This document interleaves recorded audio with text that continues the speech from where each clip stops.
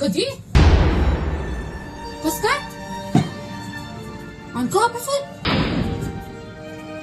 अरे देवा, आज ना? हो? अरे बापरे,